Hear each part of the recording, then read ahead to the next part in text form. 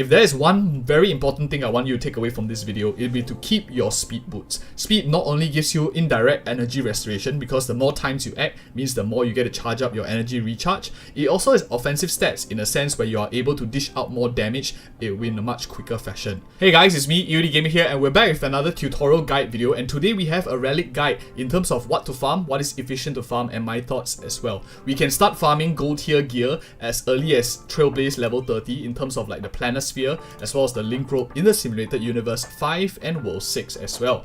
For those of you who are actually starting to farm, most of us will actually be starting around Trailblaze level 40 and beyond to get stuff like the boot, the gloves, as well as head and body as well. This is not a should you farm guide. I'll be doing that in terms of my efficiency guides that I put on the channel as well. But assuming you have made up your mind, you want to do some farming, this guide is going to be talking about what is the efficient stats to look for, as well as what are some couple of main stats that you really want to go for.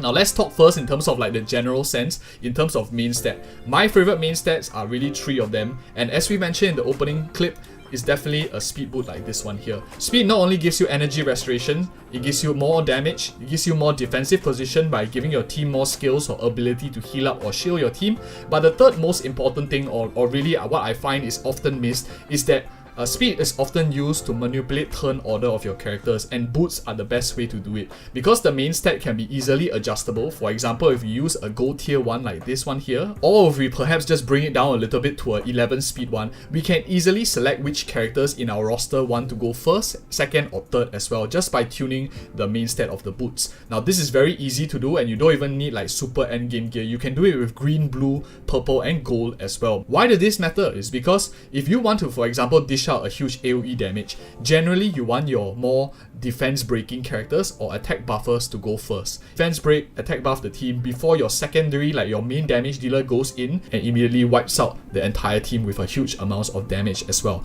We call that like cleave teams in a lot of other turn-based games. And the second stat I want to talk about is crit rate. Crit rate is super important, especially in the early game, as a lot of our characters don't have any crit rate across the board unless maybe you're a hunt character or two, and you want to unlock that 50% base crit damage that all characters have, because it's free stats that 0 crit rate will not be actually unlocking. As you can see here, just by a level 10, slapping on a crit rate main stat in terms of the body already gives me about 23, and I expect this to go around 30% once it hits level 15 at max as well. This is extremely solid in the early game, as most characters across the board will like crit rate, and I think it's a really solid piece to have. Supports that do a little bit of damage will like crit rate as well, and I think it's a really important main stat that we should focus on and make sure you keep as well. Third main stat I think is very important, other than like attack percentage and stuff like that for the other gear, will definitely be energy regeneration rate that can be found in the Link Rope. This is super important because when combined together with the first priority like getting speed gear, this compounds on that. As you move faster and you take more actions, you get more energy back as well.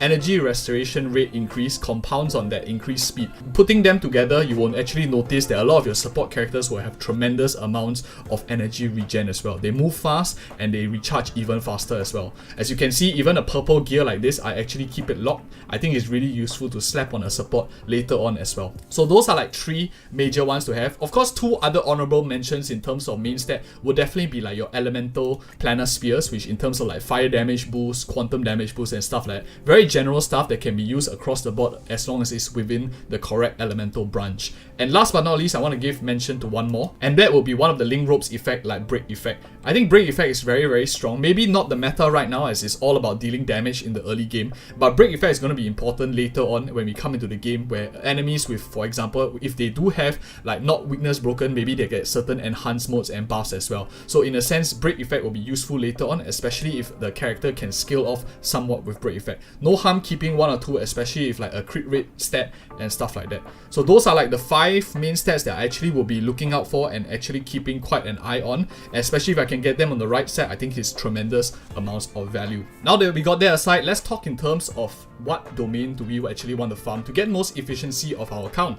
I think there are many good sets in terms of individually, and most of us know it too as well. For example, sets like the Musketeer of Wildby is really strong, and each of them have like their own users in terms of elemental and other users as well. For example, like healing, break effect and stuff. But most importantly, I think it's very important to look at both the farmable sets in one domain together to see the overall efficiency of a particular domain. This this way we can actually pit individual domains against each other to get the most value out of our Trailblaze energy as well. And in my opinion, I think a couple stand out, but you can't just look at, for example, the Cavern of Corrosion. We need to go across the board into the simulated universe, and I've already done the work, I've done the research, and in my opinion, I think 3 really stand out to me, and probably I'll rank it as my top 3.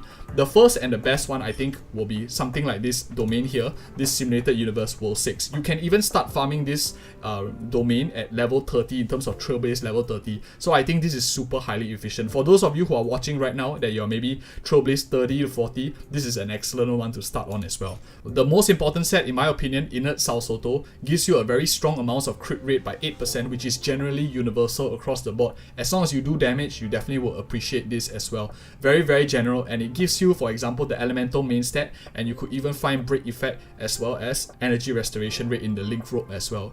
Very, very solid set. If you can get a good one, make sure you keep onto it. I think this is a real solid good value as well. And the pair set in the domain is also not very bad. Bellerblock of the Architects increase defense by 15%, and when you have a certain amount of hit rate, you also gain extra defense. This is very good amounts of free defensive stats, especially if your character is a little bit squishier and you want them to have a bit more survivability.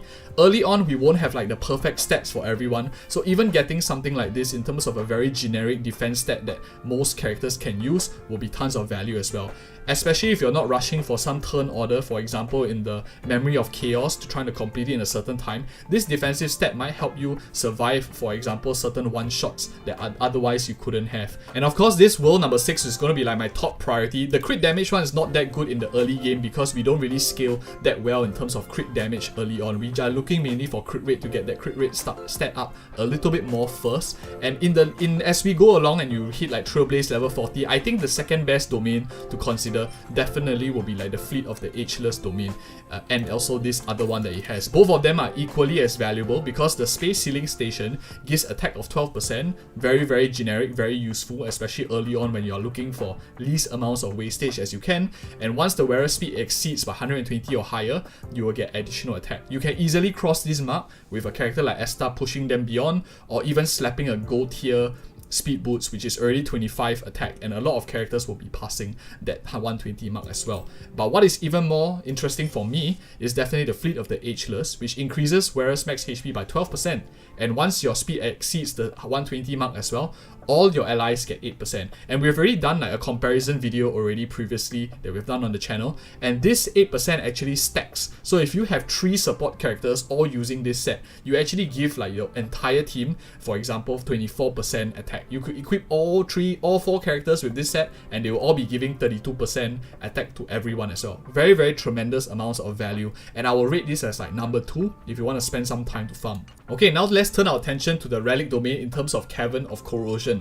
Out of all of these domains, I do think that a broad general consensus is if you are looking for a particular elemental DPS, let's say your main is maybe Himiko and stuff like that, you do want to go towards like that particular element domain in order to get the better sets for them as well. And some of them, the 4Ps do stand out, and you might want to use them even if you're not running that particular element. And one that definitely stands out will be the Wasteland of Banditry Desert. When you're attacking debuffed enemies, you actually gain 10% free crit rate, and also an additional 20% against imprisoned enemies. Can be generally useful if you don't have anything better to use and you want to look for a nice crit rate stat, because combined together with the other one, the Inert Salsoto we talked about, it really gives you a very, very nice 18% crit rate just from the set itself, not even mentioning like the gear that you're having, for example the body that you can get up to 30+% crit rate. That's already almost 50% just from the two sets as well as the main stat as well. Pretty solid if you ask me in terms of this combination.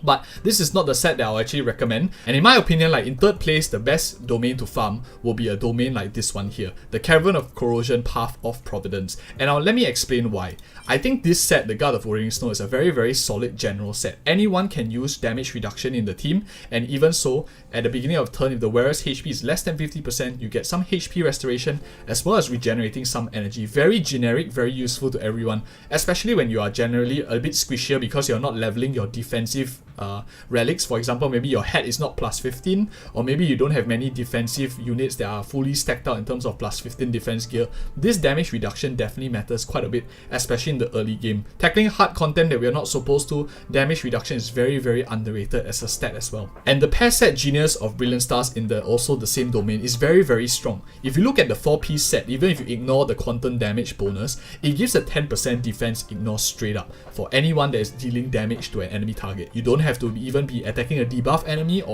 but if they do have a quantum weakness and not even having a requirement to be broken, you deal an additional 10% additional defense ignore. This is way more generic and way more easier to proc, for example, than the full effect of the Wastelander of Mandatory Desert. And that's why I really like this set. It's like a free defense ignore, and a lot of us will also be running quantum characters in our team. Maybe some of you already have Zealer, or maybe you're planning to get her, or a lot of us will have the free-to-play Ting Chair as well, who I'm going to be building a guide video on how to play her, and she's a very strong character as well. Farming this set, generally you'll be farming one very solid quantum DPS, which is very versatile as well in a lot of the content. And coming up, we also will be having Silver Wolf, who is one of the best characters, in my opinion, in the game so far, able to drop quantum weakness on the enemy as long as you're playing like a double quantum or maybe a mono quantum team. Very strong. And I think that rounds up the top 3 in terms of efficiency to farm. All of these other domains are really strong as well in terms of the individual sets. But I think in terms of Trailblaze energy efficiency, what we want to look for definitely is things that come together really well to give the most value for our overall account. I think the next thing that will come to mind is this relic crafting that you guys are interested in. We'll be getting tons of wastage, and which one do we actually utilize to throw our relics into? I'll be talking about this in this video. I'll link in the video card right here. Thank you so much for watching, and see you in this video right here.